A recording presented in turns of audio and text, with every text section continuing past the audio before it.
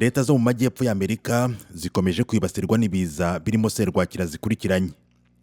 Mu minsi ishize yahawe izina Helen yibasiye bikomeye leta za Florida, Georgia, Carolina ya ruguru na Tennessee. Kuri ubu indi yahawe izina rya Milton yatumye Perezida Joe Biden wagombaga gukorera urugendo ku mugabane w'Uburayi na Afurika arusubika. Serwakira Milton iragereranywa nk'aho ariyo mbi igiye kuba mu myaka 100 ishize. Abatuye mu bice by'amajyepfo y'igihugu ubu bari guhunga.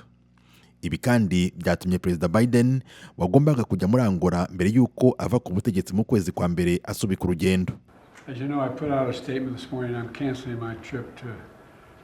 Nk'uko mubizi nasohoye itangazo ryo gusubika urugendo rwo mu Budage no muri Afurika. Sintekereza ko nshobora kujya hanze y'igihugu muri ibi bihe. Icyo ni kimwe. Icya kabiri, ubu tugomba kurebera hafi ibiri imbere yacu.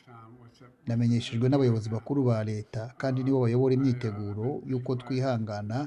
Iyi serwakira ishobora kuba ariyo ya mbere mbi ibaye muri Florida mu myaka 100 ishize.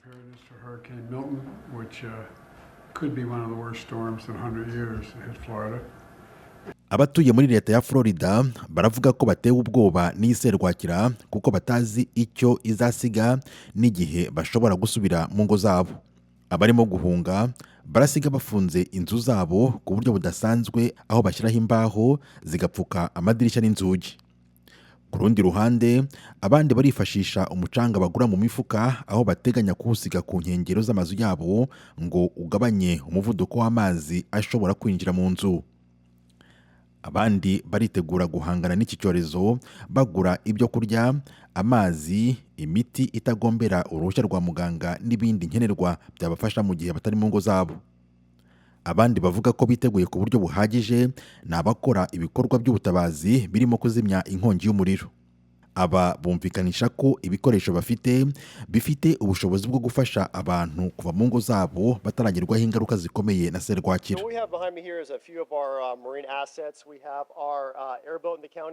This airboat was actually deployed with us on Ian, and it proved to be one of the best resources we had. Mu kiganiro yagiranye n'abanyamakuru kuri uyu mugoroba wo kuwa gatatu, Perezida Joe Biden yumvikanye ashinja Donald Trump wahoze ari perezida gukwirakwiza amakuru y'ibinyoma ajyanye n'iserwakira. Biden yavuze ko amakuru nk'ayo ashobora kugira ingaruka ku bikorwa by'ubutabazi, ndetse yumvikanisha ko abantu badakwiye kumva ibivugwa na Trump, birimo ko amafaranga akenewe gukoreshwa mu bihe nk'ibi ari ayo gufasha abimukira. Biden ati mbega amagambo y'urukozasoni, ibyo si ukuri. Tim Harris Ishimwe, Ijwi ry'Amerika.